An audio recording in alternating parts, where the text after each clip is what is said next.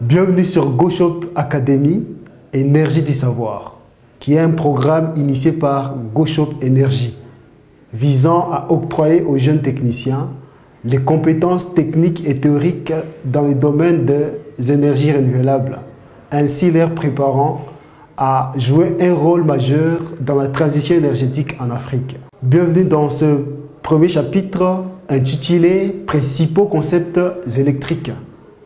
Dans ce chapitre, nous allons explorer ensemble les concepts fondamentaux les plus couramment utilisés en électricité, ainsi que leur définition, leur grandeur et leur représentation mathématique.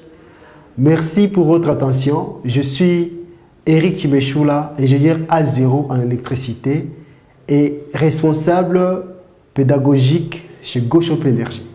En suivant ces cours, vous aurez comme compétence la maîtrise des concepts fondamentaux et lois électriques. Vous serez à mesure d'identifier les composants dans un circuit électrique et aussi comprendre les relations qu'il y a entre les grandeurs électriques. À part cela, vous aurez comme savoir-faire communiquer de manière facile, de manière professionnelle avec vos collègues, avec les clients et aussi les fournisseurs. Vous aurez les compétences à analyser les circuits électriques et aussi utiliser de manière convenable les appareils de mesure dans des circuits lors des mesures électriques. Allons-y découvrir le premier concept qui est le courant électrique, défini comme étant le mouvement d'ensemble de porteurs de charges électriques, généralement des électrons, dans un conducteur. Notez I et exprimé en ampères, on mesure le courant en utilisant un ampèremètre branché en série avec la charge dans un circuit, comme indiqué sur le schéma et la figure ci-dessus. Le suivant concept, c'est la quantité d'électricité, exprimée comme étant le flux d'électrons sortant dans une section droite d'un conducteur. On peut aussi le définir comme étant l'intensité du courant traversant cette section pendant un temps donné, Tx. Notez Q exprimé en coulomb. Son expression est donc le nombre d'électrons multiplié par la charge d'un seul électron. Et la charge d'un seul électron est égale à 1,6 fois 10 exposant moins 19 coulombs. Aussi, une autre expression de la quantité d'électricité, c'est égal à l'intensité multipliée par ses temps, Tx. La différence des potentiels est définie comme étant la mesure de la tension entre deux bornes. Ça peut être deux bornes d'un générateur ou d'un récepteur. Et parlant de générateur, ça peut être la mesure de la tension entre deux bornes d'une pile. Ça peut être deux bornes d'une batterie. Et en parlant de récepteur, ça peut être la mesure de la tension borne d'une lampe ou par exemple aux bornes d'une résistance chauffante. La différence de potentiel est notée UAB pour les francophones et exprimée en volts.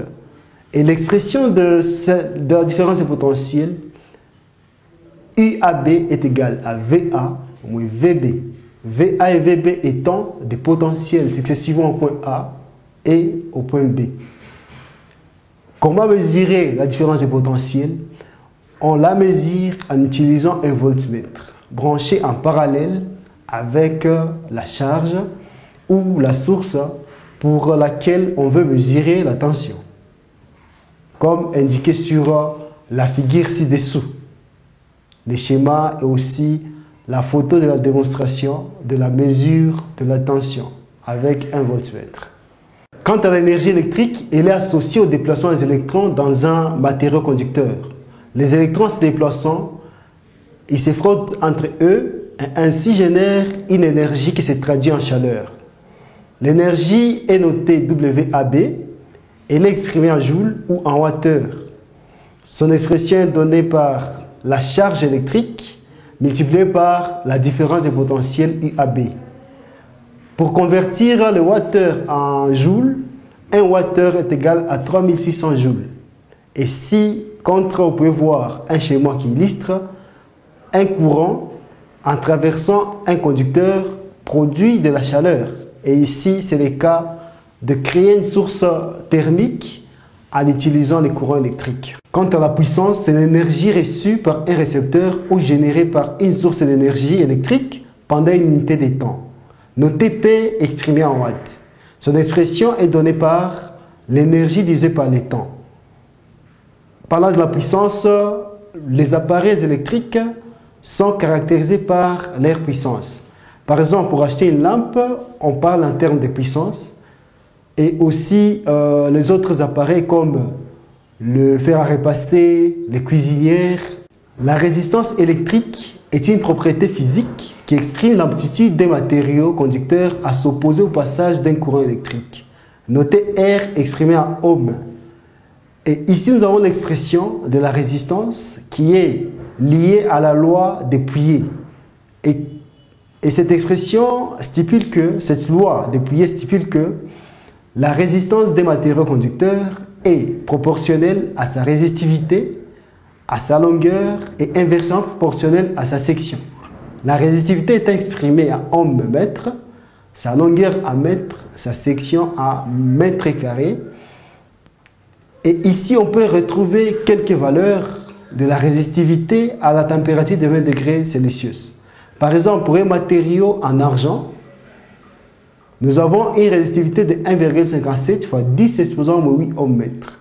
Pour un conducteur ou un matériau en cuivre, nous avons une résistivité de 1,72 fois 10 exposant au 8 ohm mètre. Et pour l'aluminium, nous avons une résistivité de 2,83 fois 10 exposant au 8 ohm mètre.